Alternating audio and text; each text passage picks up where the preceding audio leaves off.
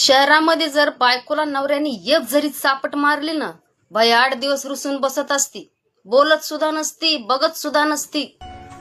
गावाकडे असलं काय मॅटर नसते. बांब तुटूस तर बायकोला हाणलं तरी बायको तासाभरातच काय बनवलं मला खायला.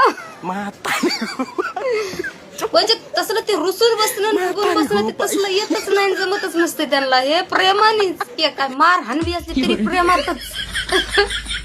एक एक बाई तर एवढी रगेल, मार तुला काय मारायचं मार. मध्ये सोडवायला येणाऱ्या माणसाला बेसरक तू मार मार तुला काय मारायचं. ह्याच्यात काय मोठे पण आहे बाबा.